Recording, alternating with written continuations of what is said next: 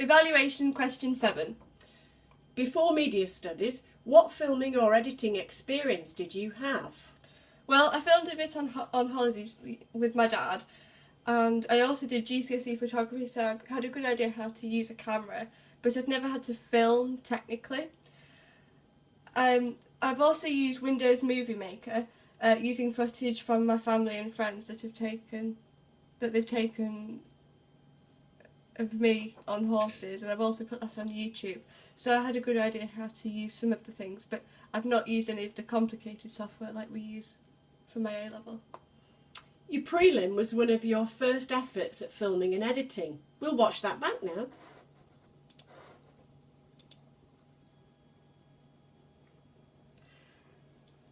So from this, we learnt techniques such as the 180-degree rule, match on action, shot reverse shot, but there was no preparation or organisation as it was a short task. And the editing was very basic, so we could get used to how to use the software appropriately. We also developed our understanding of the term continuity editing. This shows the breaking of the 180-degree rule, so we knew what not to do when we came to film our own things. You later undertook a short film exercise, a microdrama. Talk us through what you learned from this, including any specific points or elements of cinematography and the filming process, manipulating mise-en-scene, organising a shoot, working with the team, editing, the role and impact of audience feedback, the sole research played in this, and anything else you want to address.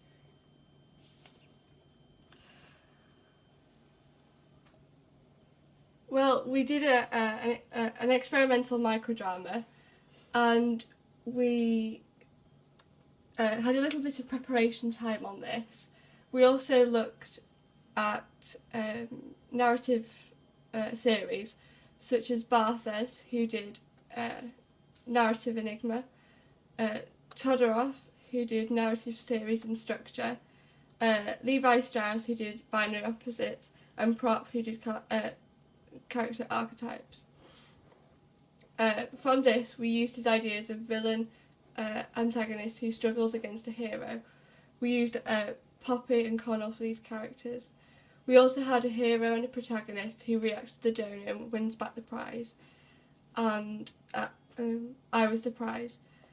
We also did Todorov's theory of equilibrium. So there's the balance in the beginning, a happy couple, everything's happy, and then the disruption, which was the kidnap, recognition of the disruption, so realising that the victim was missing, an attempt to repair the disruption, searching for the victim, and then to reinstate the reinstatement of balance, which is the victim was found.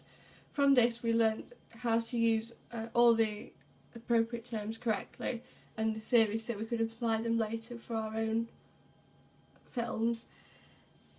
We also learned a bit more about the editing, and we also could experiment and try things out and see how they looked. So this gave us more confidence on using the software, because at first we were all quite daunted because it looked so complicated, because it's a professional piece of software. We also got audience feedback, and we thought that we could have experimented more using the software, and we could have used our improved our editing and work further by editing effects and sounds, and some of the scenes could have been shortened so there is not a jolty start or ending. So is that what distinguishes it from the prelim? Yes, we got audience feedback, so then we could improve our ideas, and so we could know how to improve for in the future. Mise-en-scene film, you had another practice task in which you were limited to 10 words at most and had to mainly communicate through mise-en-scene, challenging you to grasp how manipulating the semiotics of location, costume, props, framing, etc. can anchor your preferred reading. What skill sets did you use or develop for this? Well, we worked in a team, and we had a little bit more preparation time. So because we had more preparation time, it meant that we could look at where we were going to film, so the location was really important for this. As we decided it was going to be in an office, and somebody was going to come in and hack the systems, and the security guard was going to try and walk around and see if they could find him, but they weren't in the end. And then they'd hacked into all the computer systems. So we had to make sure that the locations were right and that we had appropriate costumes. So we planned the costumes so that the security guard looked correctly dressed and wasn't just wearing average clothes. They had a shirt, trousers, and then jailer keys. We also learned more editing skills, as this meant we could edit further and experiment more.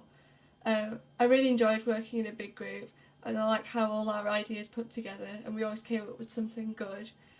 But as a group we found it difficult to keep within the time schedule because we had so much to film and they were all in different locations, which some we had to wait for to become available, especially at the front of school where some of it was filmed. In contrast to the prelim and the microdrama, the coursework production has been a more involved affair. Talk us through some of the initial steps: pitching, forming a group, tweaking, changing the idea as a group, research into the genre and learning from actual genre openings, further idea adjustments, producing a screenplay and undertaking sample shoots. So for this we had to make a pitch to the class and talk about our ideas of what we wanted to do for our film. I came up with The Lonely Obsession, which was going to be a rom-com, a jealousy and a love triangle, using an object of desire, that being the guy that the girl falls in love with and who her best friend steals from her. We had to compare it, and I compared it to Sliding Doors and Bridget Jones's Diary. So then we also had to talk about the characters that we were going to use, and then the costumes that we were going to make our characters wear in order for them to be accurately represented. We also had to talk about props, so we know so the audience knew how the film would work, and we had to write them down so we wouldn't forget anything that was important or vital. Next we came on to our first idea.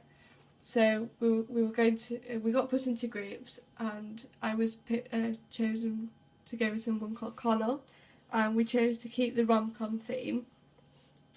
We had 4 initial ideas, which you can see here. So as you can see, from 2 to 3, this really changed because we changed the scrapbook idea slightly. We also took inspiration from Napoleon Dynamite, which was a film that we thought was really inspirational and something that we could accurately reproduce. Then we took idea 4, which the scrapbook was eliminated, and we took a slightly different approach. And the location for this was going to be school, because it was going to be easier for us to film rather than it being at people's houses and trying to film. And it was, especially for the original idea, which was a party, it was difficult to get a proper party scene going together in the space and the time that we had allocated. So then we looked at genre research, and for this we looked at Submarine, which was an indie low-budget film. The budget for this we don't know, but it was a really good film that had a low budget. It was also a British film, so we thought we could take a bit of inspiration from this. We also liked the way that the shots were produced, as they provided interesting shots and looked interesting, and something that we thought we could accurately reproduce as well. Sliding Doors was something that we thought was quite inspirational, but it did only have a budget of 9 million, which is very small. We also looked at Pretty in Pink, which was an American film. We liked this because it was a twist on a sort of a stereotypical rom-com, and we thought we could take inspiration from the protagonist, which was a girl who had ginger hair and who was quite outcast, as she had clothes that weren't very fashionable at the time. who liked this person here, who we can see looks quite popular, and this character, which we thought we could reproduce for ours, which was good. We also looked at Napoleon Dynamite and took inspiration for our diegetic titles. Diegetic titles are when they are in the world of the film rather than shown on screen. So as you can see from these are made from food, and they've got the names of the director and other actors, etc. There's also bits of paper here, but we thought these were going to be hard to reproduce, and we thought that ours would look not as good as these looked quite detailed. We liked the idea of these, and showing them on products, we thought that was a good idea too. We also looked at Crazy Stupid Love, which also has quite a low budget in comparison to a lot of big American films.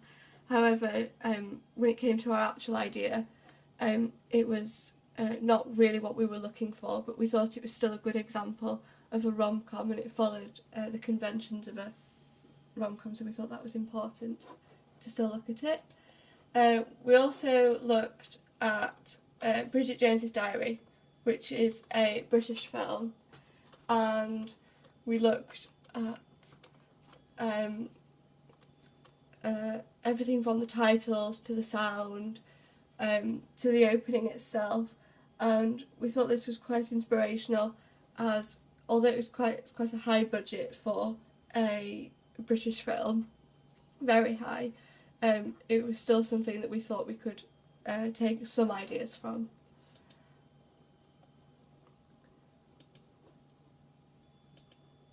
So we also did other research, such as who would watch a rom-com, in order to make sure that we had our target audience correctly established, as we wanted to make sure that we were targeting the right people to make sure that our film would be well watched. We also read up on some articles from Box Office Mojo, Sky Movies, The Guardian, etc.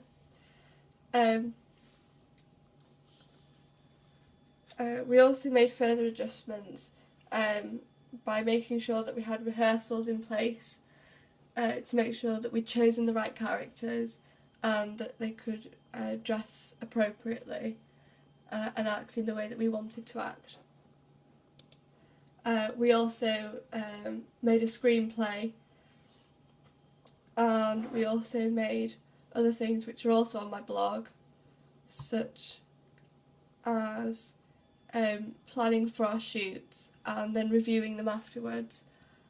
We also looked at we also made animatics, and we also did another practice shoot. We made screenplays, storyboards, lots of them, as we felt this was really important and we could keep up to date with what we were doing, and we also made a treatment.